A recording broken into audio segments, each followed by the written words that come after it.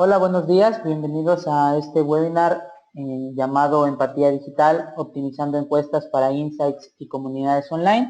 Es un gusto tenerlos por aquí. Muchas gracias a todos por darnos una hora de su tiempo para estar aquí con nosotros y esperemos que sea de mucho aprendizaje para ustedes. Este día contamos con la presencia de dos expertos en el tema. Ellos son Luis Miguel Barral y Pablo Sánchez Con, a quien me gustaría presentarles más a fondo. Luis Miguel Barral es cofundador de Too Much Research, empresa de Social and Market Research nacida en 1990. Luis es profesor invitado en escuelas de negocio de España y Latinoamérica. Además, es miembro de la comunidad Innovación Audiovisual. En septiembre impartirá en la Escuela Internacional de Cine y Televisión en Cuba el taller sobre nuevos consumidores, nuevos medios, nueva televisión y nuevas narrativas. También contamos con la presencia de Pablo Sánchez. Pablo Sánchez es director de Question Pro Communities para América Latina. Él es un profesional con cerca de 20 años de experiencia en investigación de mercados, lo que lo ha llevado a vivir y trabajar en países como Argentina, Bolivia, Chile, Costa Rica, España, Estados Unidos y México. Además, ha ayudado a decenas de compañías a comprender el impacto de la revolución digital en la relación entre marcas y consumidores, así como aprovechar los entornos virtuales como medio para la generación de insights. Me gustaría dejarlos con ellos y muchas gracias de nuevo por estar con nosotros. Iniciamos. Muchas gracias a todos por su presencia. Gracias, Javier, por la introducción. Vamos directamente a los tres temas principales que vamos a abordar en el webinario de hoy. El primero de ellos tiene que ver con el concepto de encuestas y cómo hemos pasado de un formato de interacción de papel y lápiz a un formato de interacción digital, y es el impacto que tiene esto en la generación de insights y en la creación de comunidades de investigación. Como una segunda parte, Luis Miguel nos hablará sobre el rol y la importancia de la empatía en la generación de insights y de relevamiento de información útil para la toma de decisiones, con una serie de ejemplos prácticos. Y finalmente vamos a ver un caso concreto de principio a fin sobre cómo se utilizan encuestas para invitar o convocar a miembros de una comunidad orgánica a formar parte de un panel online o una comunidad online de investigación. Las encuestas tienen casi un siglo de vida. Desde los años 30 del siglo pasado fueron ya utilizadas para predecir el comportamiento de los electores de Estados Unidos, pudiendo anticipar la llegada de Roosevelt a la presidencia. Este recurso es el más utilizado para las marcas, gobiernos y organizaciones como forma de conocer a sus públicos. En los últimos años, diría en las últimas 2 décadas, la llegada de Internet nos ha planteado un nuevo reto. ¿Cómo utilizar este recurso valioso para, en un entorno virtual, poder acceder a información sobre lo que las personas piensan, sienten, dicen y hacen, sin tener que depender del encuestador, sin tener que pensar que hay una persona que está narrando o haciendo las preguntas según una serie de instructivos, sino más bien pensando en que hay alguien del otro lado de la pantalla que cuando ve lo que nosotros le presentamos, tiene la opción de expresarse, tiene la oportunidad de expresarse.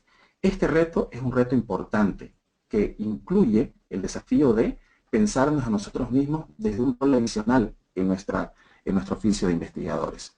Las encuestas online en este momento representan más del 40% de las interacciones o del modo en el cual las personas brindan información en el sector de investigación de mercados, por encima de las encuestas telefónicas, por encima de las encuestas cara a cara, y es así que, de acuerdo a datos de SOMAR, esto ha venido creciendo año tras año. En el caso puntual de Question Pro, más de 1 millón de encuestas se completan cada mes con esta plataforma.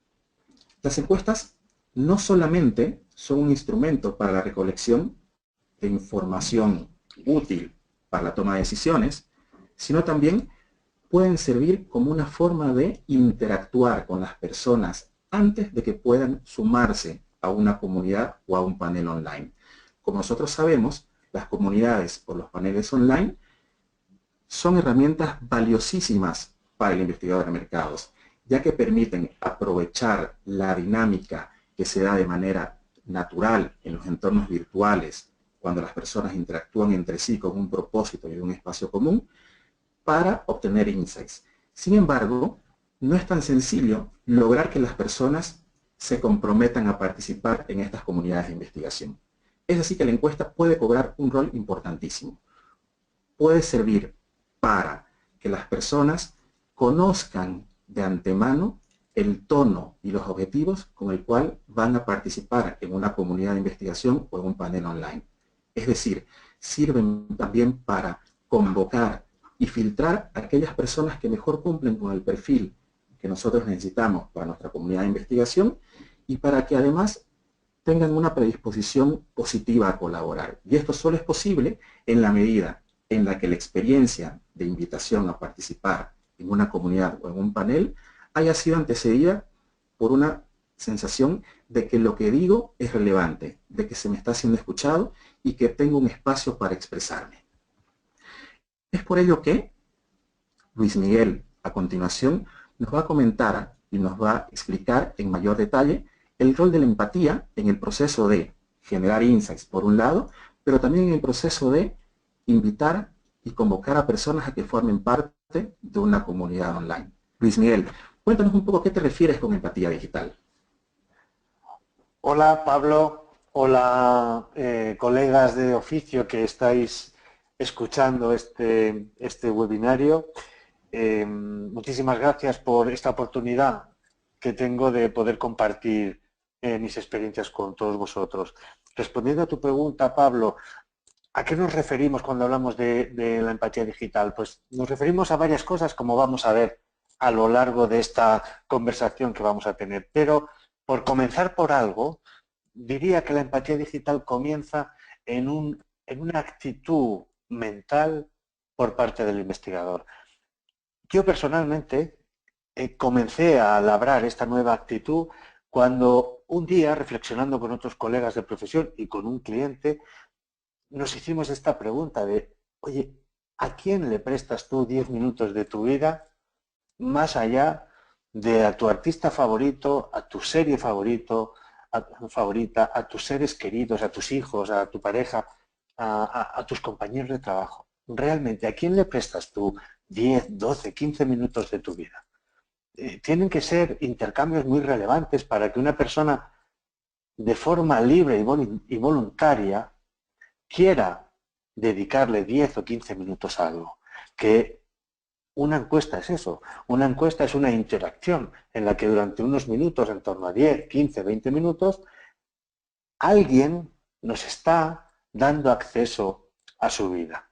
Entonces, desde esta reflexión inicial de a quién le prestamos 10 minutos de tu vida y para qué y con qué propósito, fue cuando empezamos a crear esta nueva mentalidad, este cambio de actitud mental y dejar de hablar de crear cuestionarios y empezar a pensar en las personas que responden los cuestionarios. Entonces, creemos que la empatía digital comienza en este cambio de enfoque en el que tú empiezas a pensar tu cuestionario desde el punto de vista del que responde. Y es tan valioso el tiempo de vida que una persona nos está ofreciendo que en justa correspondencia creo que como representantes de un oficio tenemos la oportunidad de poner lo mejor de nosotros en esas interacciones, ¿no? Por este motivo, desde hace un tiempo, unos años, personalmente, yo ya no le llamo a nuestras creaciones, no les llamo cuestionarios, o sea, sí le llamo cuestionario cuando tengo que hablar, cuando tengo que hacer una propuesta, cuando tengo que enviarle a un cliente una propuesta, le digo que es un cuestionario, pero yo mentalmente ya lo he trabajado como un respondario. Un respondario no es más que un cuestionario diseñado desde el punto de vista de quien responde. ¿Y por qué? Pues aquí viene otra segunda idea, un segundo hallazgo que yo he descubierto a lo largo de los últimos años de oficio. Me he dado cuenta de que el fundamento de nuestra profesión de nuestro oficio se basa en que las personas que entrevistamos, las personas con las que hacemos interacciones, tienen el deseo de ser escuchadas. Y esto es algo que viene de serie en todos los seres humanos. Todos los seres humanos tenemos esa motivación a ser escuchados. Queremos ser escuchados. Y nuestras herramientas, nuestros dispositivos, lo que nosotros diseñamos, debe saber aprovechar ese viento favorable que ya sopla por sí solo. Es algo que no tenemos que provocar, ya viene dado. Es un poco como el deseo que tiene un niño por aprender. El deseo de aprender es lo que le lleva a querer ser educado, a la educación. Bueno, pues en nuestro caso, los participantes en nuestras encuestas, los participantes en nuestras experiencias de investigación, tienen el deseo de ser escuchados, y esto es una gran base desde la que construir vamos a decirle, un oficio tan noble como el que nos dedicamos todos los que estamos aquí. Luismi, y pensando en este concepto de respondario que me parece por lo menos original, ¿a qué te refieres con respondario en términos prácticos? ¿Cómo diseñas un respondario? ¿Qué tiene que tener una encuesta para que se pueda llamar un respondario? Bueno, Pablo, mira, para empezar, siempre es un trabajo a la medida, siempre es un algo ad hoc. Pero es verdad que hay una serie de aspectos comunes a todas las creaciones, a todos los respondarios. Y yo te diría, los voy a decir en un orden que no tiene que ver con la importancia, los digo así porque es como mejor me viene para contarlo, pero hay algo común a todos, y es que un respondario se parece mucho más a un diálogo que a un formulario. Es decir, nosotros estamos diseñando algo que va directo de la mente del investigador a la mente del que responde. Ya no tenemos esa figura mediadora que es el entrevistador o la entrevistadora, ya sea en presencial, ya sea en telefónico. Como esa figura desaparece, esa mediación desaparece, ahora hay que establecer este vínculo directo, y este vínculo directo va a ser más empático si está creado con forma de diálogo, con forma de conversación. Esto diría que ya es un principio importante en el diseño de un respondario. Segunda cosa importante en el diseño de un respondario es concebir que la entrevista es un viaje que comienza en la primera pregunta y acaba en la última pregunta, y que ese viaje es un paseo que el entrevistado da con nosotros de la mano, va metido en nuestra ruta, y ese viaje tiene que ser completo, o sea, tenemos que saber trabajar con su atención, atraer su atención durante todo el camino, desde el principio hasta el final. Que no haya desconexiones o que no haya intermitencias. Todas las preguntas deben estar respondidas con el mismo grado de interés, desde que comienza hasta que se acaba. ¿Cómo logramos que ese viaje sea un viaje amigable? Pues básicamente dos cosas. Tenemos que evitar la monotonía. Tenemos que evitar el ejercicio de pedirle a la persona respuestas repetitivas.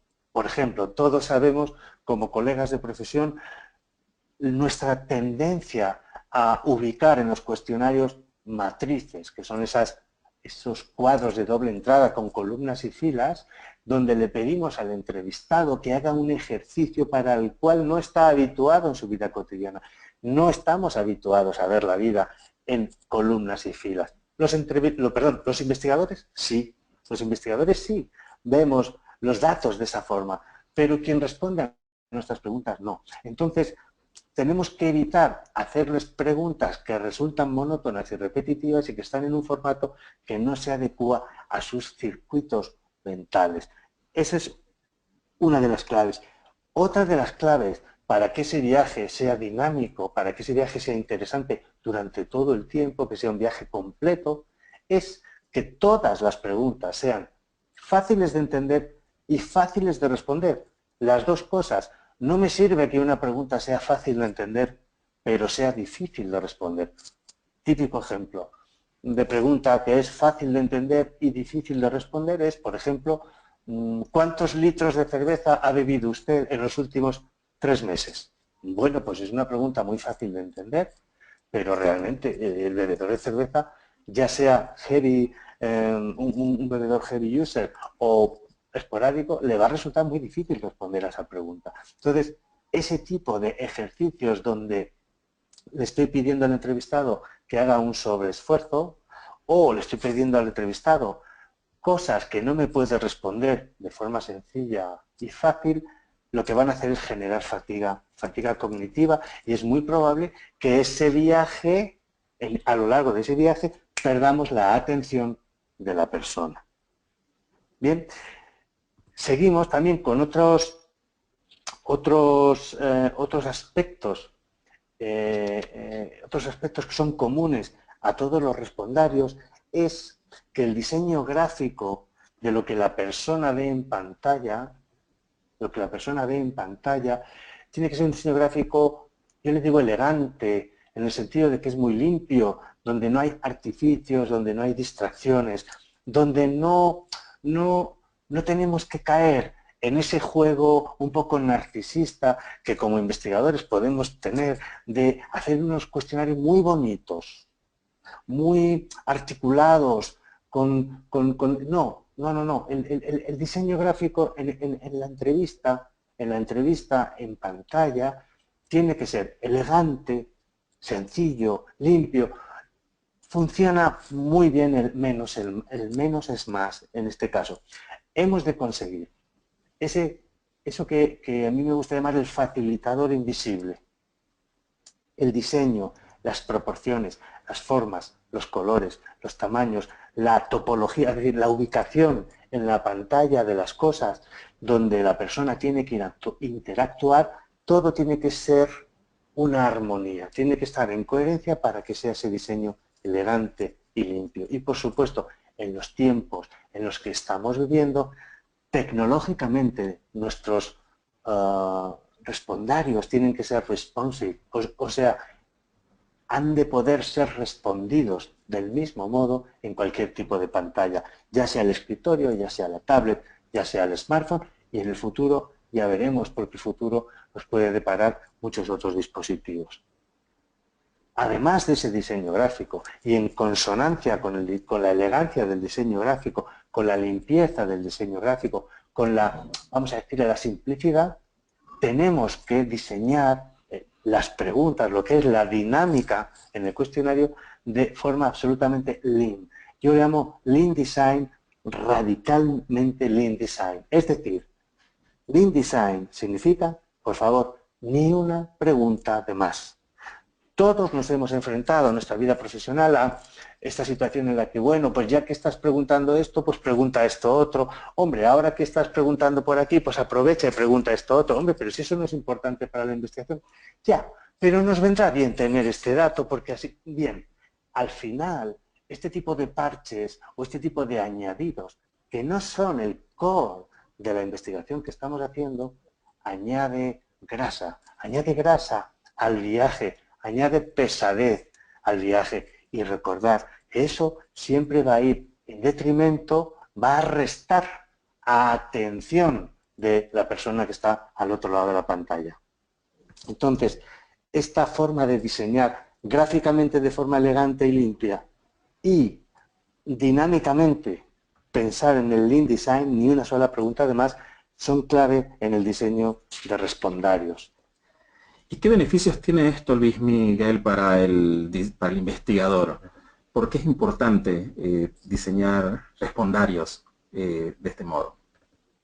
Bueno, Pablo, yo digo que lo más importante del beneficio que provoca el respondario es que vamos a tener muchísimo más fácil acceso a la franqueza de quien responde. Y al final, nuestro oficio se basa en que las personas nos digan, respondan, interactúen con nosotros desde la franqueza, nos abran el acceso a su verdad, a lo que ellos consideran cierto en su caso, y que lo hagan y que se sientan cómodos al abrirnos su franqueza. Entonces, si nosotros diseñamos nuestros respondarios desde el punto de vista empático, usando esta filosofía de la empatía digital, vamos a acceder más fácilmente a su franqueza, y si accedemos a la franqueza de los individuos, estamos accediendo a la pluralidad que habita en la opinión pública. Porque la opinión pública es aquello que construimos entre todos los individuos. Entonces, mientras que el individuo es el opinante, y a mí el opinante como tal no me interesa, como investigador, no me interesa el opinante, lo que me interesa es la opinión pública, pero solo puedo acceder a la opinión pública si es a través de un buen trato al opinante. Y esta es la gran paradoja. Realmente el opinante no me interesa, pero sé que es la llave para acceder a la opinión pública y tengo que respetar que esa persona es un ser humano con voluntad propia, que tiene libertad para seguir o no seguir, que tiene la capacidad de prestarme su atención o quitarme su atención. Y yo, mi reto es que mantener su atención para que la franqueza de sus opiniones me permita acceder a la opinión pública. Y para eso es clave que me acompañe en ese viaje, que no se aburra, que no se fatigue, que esté con presencia respondiendo a las preguntas y no que deje a su dedo interactuando. Permítanme el chiste, es muy fácil, pero la investigación digital no tiene que ver con el dedo. Ja, ja, ja, ja, ya me río yo, no hace falta que se ríen ustedes, pero es así, o sea, el gran peligro que tenemos en la investigación online es que como no tenemos el mediador, que era el encuestador, que es quien puede dar calor y empatía a la entrevista, como no tenemos ese mediador. Y de igual manera, cuando estamos trabajando con comunidades online propietarias que tienen a lo mejor una temática o un cliente en particular y no son multiclientes, el hecho de que una encuesta haya generado una experiencia negativa, aburrida, fatigosa, también disminuye la probabilidad de que una persona tenga la voluntad de participar en siguientes proyectos. Es decir, independientemente de que se trabaje entre muchos o que sea un solo cliente, la salud del panel o de la comunidad está determinada en gran medida por la calidad de las encuestas que responden a lo largo del tiempo. Una encuesta mala disminuye las tasas de respuesta en encuestas futuras. Sin duda. ¿Qué competencias tiene que tener el investigador actualmente en este entorno digital, Luis Miguel? Bueno, pues Pablo, esto es muy interesante esta pregunta, porque lo que tenemos es que crecer. Como investigadores estamos ante el reto de crecer. Entonces, nuestro área clásico o nuestro ámbito, vamos a decirle nuestra zona de confort, es la del analista de datos. El investigador es alguien que analiza datos, es algo que llevamos haciendo muchas décadas, hay muchas personas que nos han precedido y los investigadores están asociados con esas personas con gafas que analizan datos. ¿Bien? Luego vino la etapa de bien, los análisis de datos son muy importantes, pero claro, tenemos que ganar habilidad en la comunicación de los resultados para que esos análisis puedan ser transferidos o puedan ser transmitidos a otras personas que no son analistas, que no son investigadores. Y también ahí hemos desarrollado pues, muchas habilidades para comunicar los resultados. No hay más que ver las presentaciones que hacemos de los estudios, cualquier colega de profesión, y hemos sofisticado nuestras formas de comunicar. Pero ahora en la era digital se vienen a añadir a estas dos cualidades, la del analista y la del comunicador, una tercera, que es la del diseñador de experiencias de interacción. O sea, nosotros tenemos que pensar que como investigadores es tan importante para nosotros el diseño de la experiencia de interacción, es decir, el respondario, la guía de grupo, la guía de una entrevista en profundidad, cualquier juego que le pedimos a una comunidad, cualquier participación, es tan importante el diseño de la experiencia de interacción como la condición de analista o la condición de comunicador. ¿Por qué? Pues por la simple razón de que la información con la que nosotros trabajamos se genera en esa interacción. No es una información que exista y que la persona te la da. No, no, es que se genera en ese momento. Y el humor, el grado de humor, el humor no del buen humor de que estén de risas, no, el humor emocional en el que esa persona está cuando produce sus respuestas nos está afectando directamente a la calidad de lo que obtenemos. Por lo tanto, yo diría, el investigador de hoy tiene que crecer del analista, del comunicador, hacia también el diseñador de experiencias de interacción. ¿Tienes algunos casos prácticos para compartir con nosotros, Luis Miguel, de este diseño de encuestas basadas en la empatía? Pues sí, nosotros hemos trabajado para este cuestionario vamos a decirle, 4 trucos. Yo ahora mismo, como estamos entre colegas de oficio, me siento como un cocinero que va a compartir con sus colegas de profesión algunos trucos que ha descubierto en su cocina. Bueno, pues yo tengo 4 trucos en este momento que compartir con mis colegas de profesión. El primero va a ser, por ejemplo, cómo abordamos en un cuestionario una pregunta tan compleja como medir la sensación de felicidad de las personas, ¿no? Entonces, ¿cómo hemos hecho esto en este caso en concreto?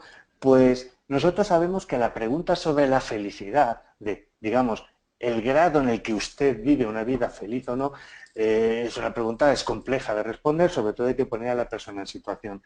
Entonces, para llegar a esa pregunta, lo que hemos hecho es diseñar un camino donde antes de esa pregunta hay varias antes, ¿no? Por ejemplo, aquí tienen 3 pantallas. La primera pantalla de ese cuestionario es simplemente la entrada al cuestionario, el cumplimiento de cuotas, si eres hombre o mujer, y por favor nos puedes decir tu edad. Una vez que la persona responde, pasa a la siguiente pantalla, que es, para comenzar, en general, dirías que hoy estás teniendo un día fantástico, un buen día, normalito, un mal día. Es decir, una pregunta que no va a tener ningún valor analítico, no analizo nada de lo que me da esa pregunta, pero estoy generando una primera impresión en el entrevistado. Estoy generando la sensación de, uy, esta persona se está dirigiendo a mí, o esta pantalla se está dirigiendo a mí con forma humana, con piel. Una vez que contesta esa pregunta, pasamos a la siguiente pantalla, que es, le vamos a mostrar algunas frases que otras personas nos han dicho sobre su vida. Por favor, indícanos en qué medida esas frases se ajustan a tu caso. Y entonces a la persona le van a aparecer 2 frases, cada una en una pantalla. Y esas 2 frases, pues, fijaros, van a aparecer a continuación. Esas 2 frases, para empezar, lo que tienen es un diseño en negrita y cursiva, que parece una tontería, parece un detalle menor, pero es importante porque le hemos dicho que son frases que otras personas nos han dicho. Entonces, hacemos como una cita, ¿no? En la mayoría de los sentidos, mi vida actual se acerca a mi ideal. ¿En qué medida estás de acuerdo con esta frase, no? Totalmente de acuerdo, bastante de acuerdo, algo de acuerdo, una escala normal y corriente. Y la segunda pregunta sería, puedo decir, la segunda frase que otra persona nos han dicho, para que nos digas en qué medida estás de acuerdo con ella, es, puedo decir que vivo de acuerdo a mis principios y valores. Totalmente de acuerdo, bastante de acuerdo. Bien, hasta aquí todo lo que hemos preguntado no va a tener un valor analítico importante. A partir de aquí sí. Entonces, paso a la siguiente pantalla y le digo a la persona, sabemos que lo que te vamos a preguntar a continuación es difícil de contestar. Gracias de antemano por tu sinceridad. Te preparo para que sepa esa persona que va a responder que es algo que no es común. Es una pregunta que no es común. Y la pregunta en concreto es, ¿dirías que hoy por hoy tu vida es feliz? Claramente sí, más bien sí, ni sí ni no, más bien no, claramente no, no sé qué decir y prefiero no contestar. No es lo mismo. O sea, nosotros en el mundo offline de las encuestas teníamos el concepto no sabe, no contesta. Pero el no sabe, no contesta era eso que clicaba nuestro entrevistador cuando veía que la persona no podía o no sabía contestar a una de nuestras preguntas. Ahora, como no tenemos entrevistador, no podemos poner en un cuestionario no sabe, no contesta. ¿Por qué? Porque la persona que está al otro lado de la pantalla siempre contesta. Entonces, lo que podrá decir es que no sabe qué decir o que prefiere no contestar. Pero va a contestar, no puede haber nunca ahí un no sabe, no contesta. Esto a veces lo veréis en cuestionarios online y es realmente sorprendente.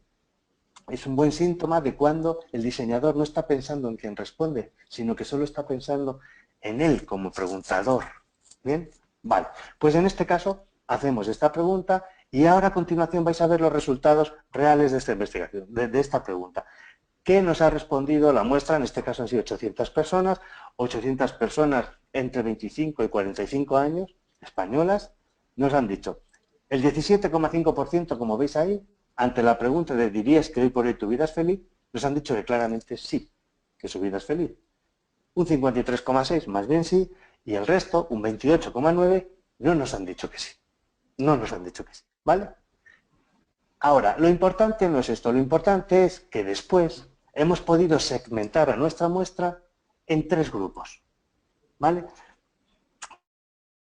Sí, hemos podido clasificar a nuestra muestra en 3 grupos. Los verde oscuro, que son los que están claramente sí, felices, los verde claro, más bien sí, y los grises, más bien no.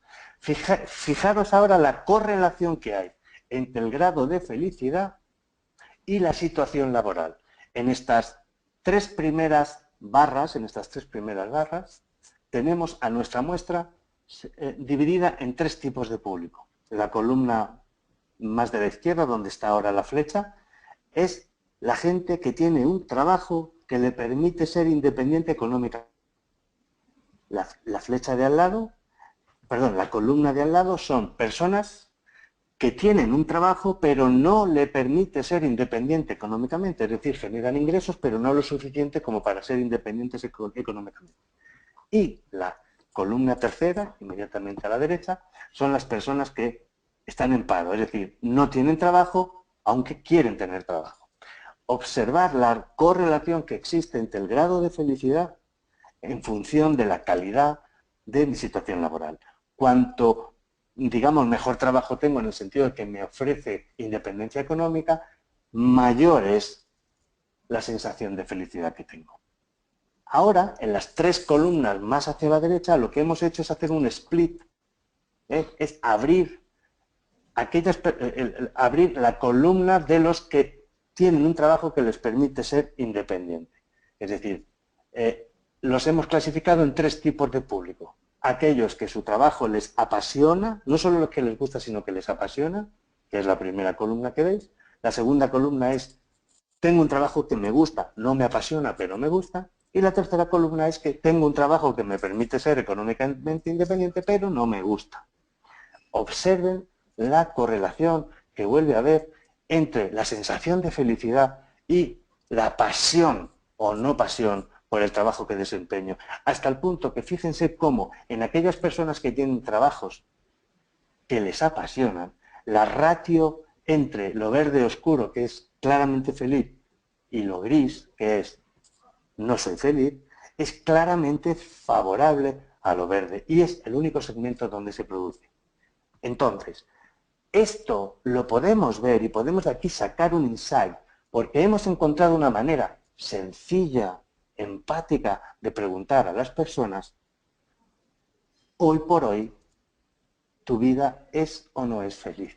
Lo hemos hecho después de 5 preguntas previas. Hemos protegido ese momento. ¿Por qué? Porque estamos considerando a la persona que responde. Estamos considerando que es una pregunta difícil de responder en frío y necesita un calentamiento. Este sería el primer truco que comparto con vosotros, colegas de oficio. Un segundo truco, por ejemplo, me ha servido para desactivar ciertas controversias ideológicas. Por ejemplo, si ustedes están familiarizados con la situación política que se vive en España, sabrán que España es un país que está compuesto por diferentes comunidades autónomas y dentro de las comunidades autónomas hay algunas que son denominadas nacionalidades. Algunas de ellas como Cataluña, País Vasco o Galicia. Entonces, nosotros en este caso, nuestro objetivo es, estamos trabajando sobre la sensación de si España o no es un país o es un lugar donde uno puede tener una expectativa de felicidad o no. Entonces, si yo a una persona que vive en Cataluña y que se considera catalana y no española, le pregunto si considera que fuera de España va a encontrar mejores oportunidades de vida, es muy fácil que me diga, sí, claro, si yo ya estoy fuera de España. Entonces, para evitar eso y para evitar que unas personas me entiendan una cosa y otras personas me entiendan otra, tengo que hacer algo que es la solución que yo les traigo aquí. Antes de preguntar a las personas la pregunta de análisis, antes de llegar a esa pantalla que ahora señala la flecha, antes les paso una pantalla que dice: te queremos preguntar ahora por la situación que se vive en España. Sabemos que hay personas que no se sienten del todo cómodas cuando se habla de España. Si es tu caso, por favor, considera que en esta encuesta no damos ningún sesgo ideológico al concepto de España. Simplemente es la palabra más corta y fácil de entender que hemos encontrado para nombrar al país o estado en el que vivimos. Gracias por tu comprensión.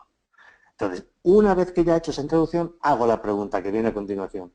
Teniendo en cuenta la vida que tú quieres para ti, ¿crees que fuera de España encontrarías mejores oportunidades para disfrutar de una vida feliz en los próximos 5 años?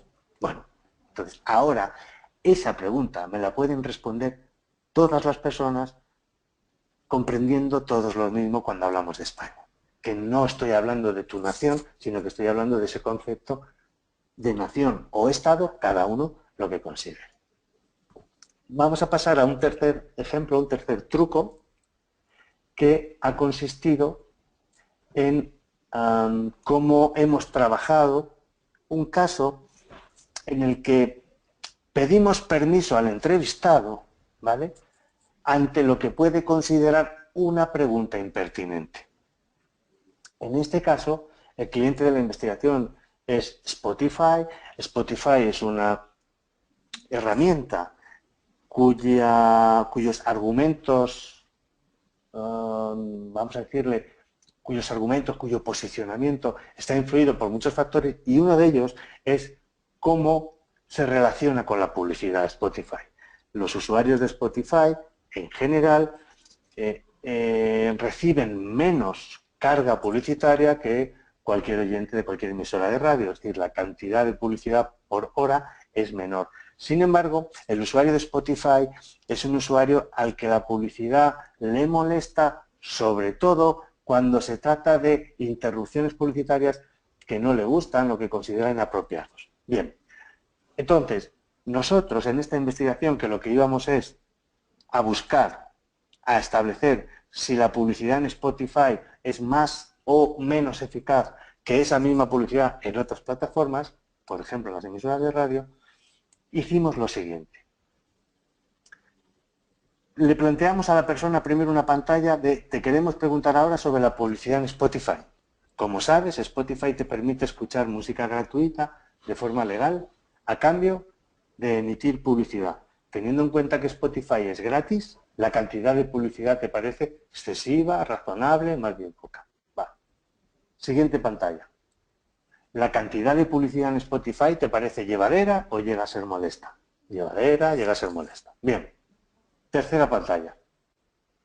Y esta es la importante. Aquí es donde pedimos permiso. En Spotify necesitamos la publicidad para poder ofrecer un servicio gratuito de forma legal.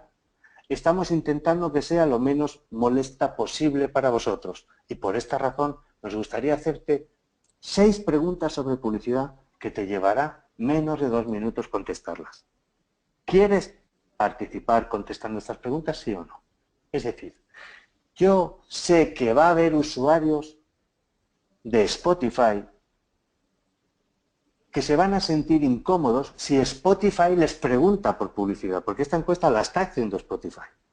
Es Spotify quien pregunta, ¿bien? Entonces puede haber usuarios que se sientan incómodos. De esta manera, yo lo que hago es desactivar esa incomodidad, porque la persona me puede decir que sí o que no, le estoy dando la opción. En este caso, el 96,6% de todas las personas dijeron que sí, que querían participar contestando estas preguntas. Entonces, al dar que sí, pasamos ya a las preguntas sobre publicidad, que como veis van a ser las típicas preguntas o muy parecidas a las que hacemos en estudios de eficacia publicitaria. Una primera que es: por favor, escribe debajo las marcas de seguros de coche que te vengan a la mente en este momento. La siguiente: ¿de qué marcas de seguros de coche recuerdas haber visto, oído o leído publicidad recientemente, ya sea en Spotify o en cualquier otro medio? Y finalmente, una pregunta ya sugerida: de esta lista, señala por favor las marcas de las que recuerdas haber visto, oído, leído publicidad recientemente. Es decir, ya son preguntas típicas de un post-test. lo importante del truco aquí es haber preguntado antes si me das permiso para yo preguntarte por publicidad. Entonces, después de hacer estas preguntas, aquí tenéis los resultados. Aquí tenéis los resultados que podéis ver ya más detenidamente, pero en esta primera pantalla veis el porcentaje de personas en azul oscuro serían los que después de que se les pone la cuña recuerdan haberla oído. ¿Veis? Un 66 versus un 25, un 66 dice que sí la recuerda, un 25,7 no la recuerda y un 8% o un 6% no sé qué decir. Veis las diferencias hombres o mujeres, las diferencias por edades, ¿bien? Y a continuación, el resultado en la siguiente pantalla que vais a ver es de las personas que recuerdan la cuña. En la siguiente pantalla lo vais a ver, es entre las personas que recuerdan la cuña y los que no recuerdan la cuña, la calidad del recuerdo publicitario. Entonces, esto que lo veréis con detenimiento ya son indicadores típicos de un estudio de eficacia publicitaria, pero aquí lo que el cliente ha podido entender es que cuanto más satisfecho estoy como usuario con Spotify, la permeabilidad a recibir publicidad es mayor y la valoración de la publicidad que recibo es mejor. Es decir, que hay una relación, hay una influencia de cómo me trata a mi Spotify como cliente de la plataforma para que yo esté más o menos esponjoso o permeable a la publicidad. Y esta es una de las claves a través de las cuales Spotify ha podido y sigue pudiendo diseñar su estrategia de crecimiento publicitario. El cuarto truco que comparto con todos vosotros hoy es, más que un truco, es una recomendación. La mejor manera de saber si tus cuestionarios están siendo o no respondarios es preguntar a las personas que participan en tus encuestas al final dos cosas muy sencillas. Yo en este caso utilizo estos dos indicadores, pero seguro que podéis encontrar otros que se ajusten mejor a vuestros intereses. En mi caso son estos dos. Dos preguntas muy sencillas que son: ¿esta encuesta te ha parecido más bien aburrida, más bien amena, ni lo uno ni lo otro? Y la segunda pregunta es: ¿y en cuanto a su duración te ha parecido excesiva, razonable o corta? Estas dos preguntas, hechas sistemáticamente a todos los estudios que haces, te va a ir permitiendo tener tu propia métrica, tu propia medición de las experiencias que estás provocando en las personas que participan en tus encuestas. Entonces, por ejemplo, aquí veis los resultados del caso de un estudio de un cuestionario bastante largo de 22 minutos a jóvenes entre 21 y 30 años, ¿vale? Miembros de un panel online que hemos realizado en Too Much en octubre del 2015. Este estudio, que es un proyecto que se llama ¿Qué quieres hacer con tu vida?, es un retrato de la juventud española entre 20 y 30 años. En este estudio, después de haber participado en la entrevista, hay un 5% de personas que les ha parecido aburrida y un 75% o más que les parece razonable en cuanto a la duración. Es decir, de esta manera nosotros podemos saber que los 22 minutos de reloj no significa fatiga, no significa que me esté aburriendo, ni significa que yo considere que es un cuestionario excesivo. ¿Por qué? Porque el viaje que me ha propuesto este cuestionario desde el principio hasta el final me ha interesado, me ha resultado amigable y me ha resultado interesante. Entonces tengo la sensación de que he dedicado un tiempo de mi vida a algo que ha sido útil para mí. Es así de simple. Entonces, diseñando con los principios de la empatía digital, podemos conseguir que las personas nos presten minutos de su vida y no sientan fatiga. Aquí tenéis otro ejemplo. Estamos hablando de otro cuestionario largo de 25 minutos. Aquí ya estamos con personas entre 16 y 54 años. También son panelistas. La fecha es diciembre del 2013. Y aquí volvemos a ver, el 5% considera que ha sido una entrevista aburrida, pero la inmensa mayoría, el 74%, considera que de la duración ha sido razonable, que no hay quejas de la duración. Y esto nos vuelve a indicar que la calidad de la experiencia que han vivido es buena, con lo cual hemos accedido a la franqueza.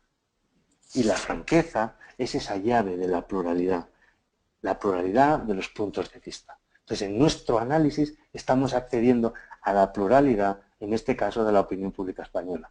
Un tercer ejemplo, todavía más favorable, se trata de una investigación de evaluación de un proyecto de branded content para Coca-Cola, Coca-Cola Music Experience by Carlos Jean. En este caso el cuestionario es más corto en tiempo de reloj, son 10 minutos de cuestionario.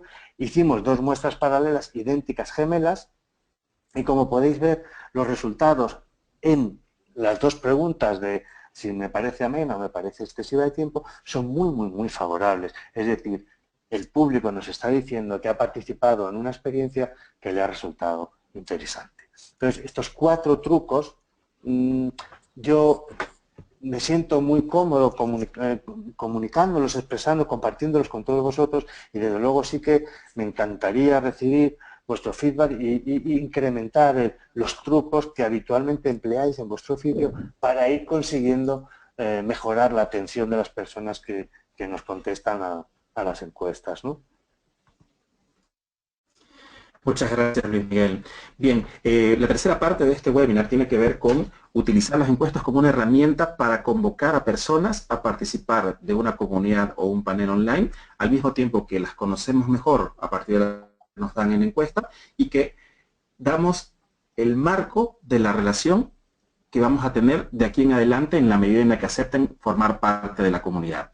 Normalmente, cuando trabajamos con bases de datos, para invitar a las personas a formar parte de una comunidad o un panel, bases de datos de correos electrónicos, la tasa de personas que se suscriben a la comunidad o el panel después de haber sido invitadas no supera el 1%. A mí me gustaría que escuchemos este caso que nos va a compartir Luis Miguel, en el que se ha llegado a tasas mucho más altas y entender por qué. ¿Ok? Luis Miguel, cuéntanos un poquito de este caso, por favor. Bueno, Pablo, pues sí, efectivamente este es un caso reciente, se trata de una comunidad creada en los fans de un festival de música, el Festival BBK Live, que se realiza en Bilbao, en ciudad de Bilbao, en España, todos los años en el mes de julio. Entonces, vais a ver los casos, vamos a ver el caso del BBK Live 2015, cómo hemos conseguido hacer una investigación en la que el público nos va a dar el feedback de lo que ha vivido en el festival y cómo al final de ese cuestionario una parte significativa de ellos decide registrarse en una comunidad.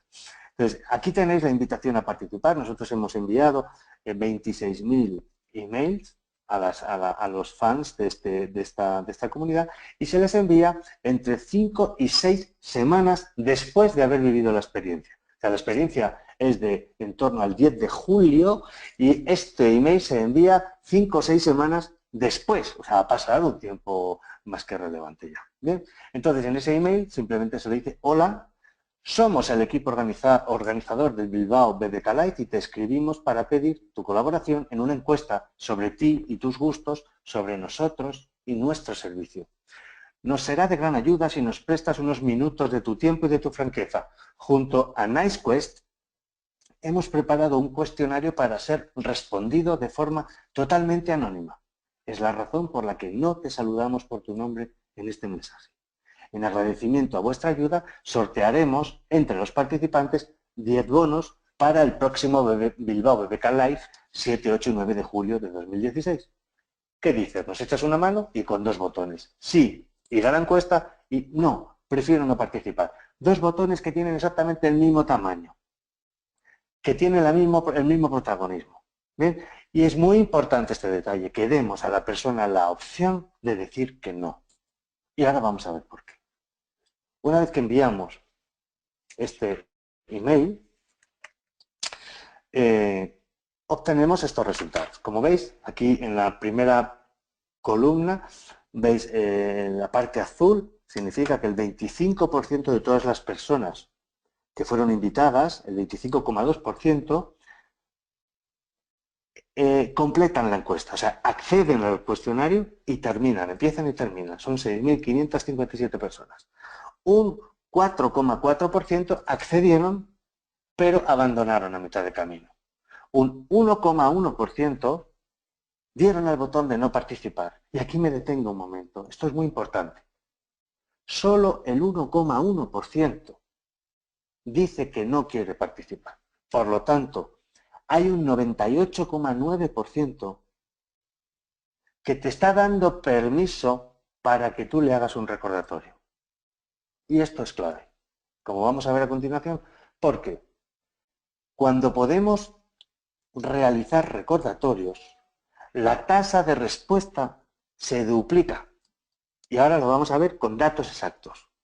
Por tanto, fijaros cómo la clave, no, un poquito antes, la clave de esta encuesta, la clave de esta alta tasa de participación está en que tú permites a la persona decir que no.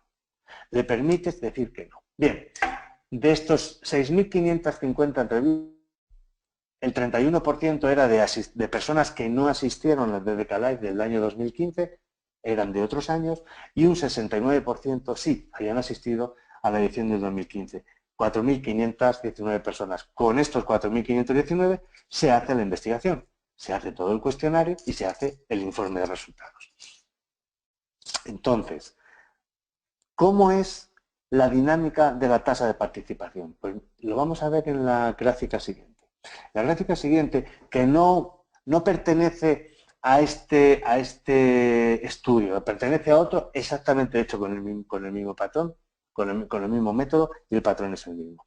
Fijaros, la línea verde marca el número de respuestas y la línea, digamos, el eje horizontal son los días, la línea del tiempo. Entonces nosotros vemos que el día que lanzas el estudio, haces el primer envío, se produce un pico en respuestas, en completes, que va descendiendo a medida que nos vamos extendiendo en el tiempo, el día 1, el día 2, el día 3, el día 4. Si tú ya no haces más recordatorios, ahí tendrías un long tail pues de 4, 5, 10 entrevistas todos los días. Pero hacemos un primer recordatorio y ¡bum!, vuelve a dar esta subida en pico que inmediatamente vuelve a bajar, vuelve a bajar, vuelve a bajar, y hacemos un segundo recordatorio que ya nos da otro pico menor, porque evidentemente a medida que vamos haciendo recordatorios el pico es menor, pero si nosotros sumamos la cantidad de entrevistas que hemos hecho a partir del primer recordatorio, tenemos que son el 45% de las entrevistas totales, y el 55% de las entrevistas totales se hacen sin recordatorio. Conclusión, si no hubiéramos hecho recordatorio, la tasa de respuesta hubiese sido la mitad de la que fue. Con lo cual, clave es poder hacer recordatorios. Una vez que ya la persona hace la entrevista completa, al final del cuestionario,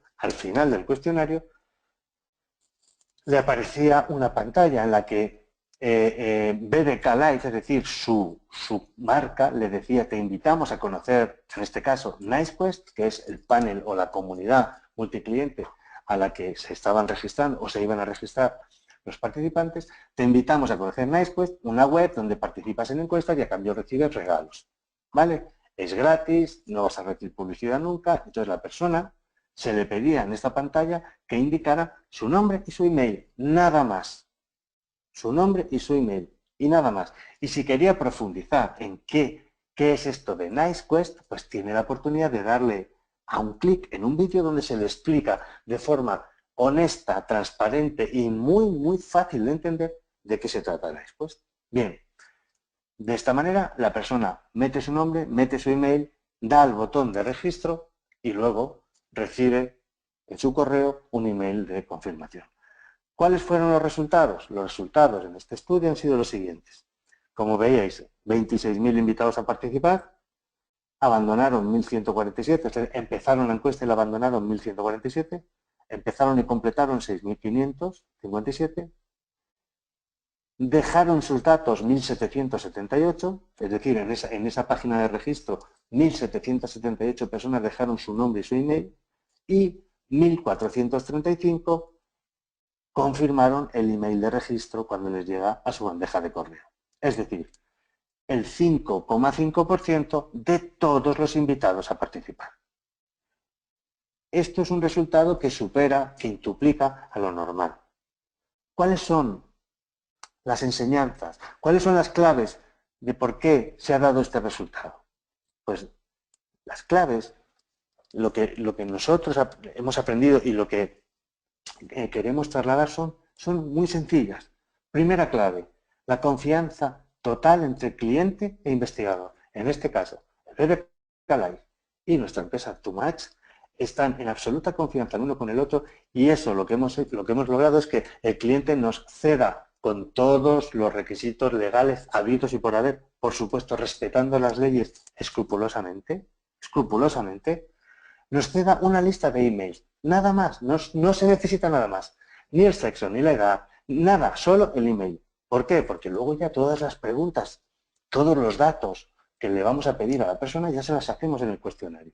Por lo tanto, desde la confianza tenemos acceso al listado de email. ¿Eso qué nos permite? Nos permite como investigadores tener el control de la dinámica de envío y recordatorios.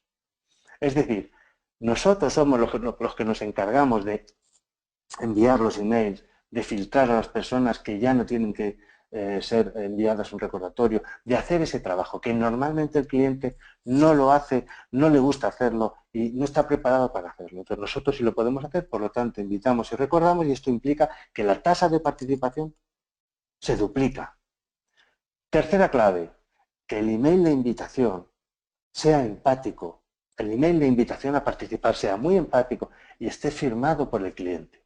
Firmado, o sea, es el cliente, en este caso BBK Live, es quien le está diciendo a su comunidad: oye, me interesa por favor que participes en esto. Cuarta clave, si participas en la encuesta y nos das tus puntos de vista, recibes un incentivo. En este caso el incentivo por participar en la encuesta es entrar en el sorteo de 10 abonos del próximo festival. Una cosa que es relevante para esa comunidad de fans. Quinta clave, una vez que ya la persona participa en la encuesta, se encuentra viajando a través de un respondario. Siente que su marca, en este caso BBK Live, le está haciendo unas preguntas amigables, interesantes, y que está viendo el sentido, la persona está entendiendo que su participación va a redundar en una mejora ¿de qué? Del festival. Y por lo tanto va a redundar en una mejora ¿para quién? Para ellos mismos. Y sexta clave, que la invitación al registro sea súper honesta y súper transparente. Es decir, oye, esto vas a entrar en un lugar donde no va a haber publicidad nunca, donde jamás se te va a enviar un spam, donde todo es gratuito y lo que vas a hacer es obtener puntos y beneficios por tu participación. Y además, si te registras, ya vas a recibir de entrada un regalo de bienvenida. Con esas 6 claves, que no son ninguna de ellas de carácter tecnológico, sino de empatía, de cómo construir una nueva arquitectura en la relación entre quien pregunta y quien responde, con esas 6 claves se ha logrado este resultado que, aun siendo bueno, es muy mejorable, y en ello estamos, en mejorarlo cada vez más. De hecho, una de las fórmulas y una de las vías de mejorarlo es haciéndonos cada vez más preguntas. Y esto es a lo que os invitamos en este momento. Si tenéis preguntas, si os surgen dudas, si os surgen comentarios, mejoras, críticas, lo que sea, estaremos encantados en recibir esas preguntas. Por favor, enviadnos estas preguntas por email, y nuestro compromiso es que vamos a responder una por una a todas estas preguntas, porque es la manera que tenemos de crecer y de mejorar todo lo que hacemos. Muchas gracias, Luis Miguel. Muchas gracias a todos por su atención, por habernos acompañado en este recorrido acerca de cómo utilizar principios de empatía y de diseño para mejorar la generación de insights y mejorar el compromiso de participación en comunidades online. Nos despedimos, esperamos recibir nuevamente sus preguntas, vamos a estar atentos a ellas para responderlas de manera individualizada y estamos en contacto. Muchísimas gracias. Muchas gracias a todos.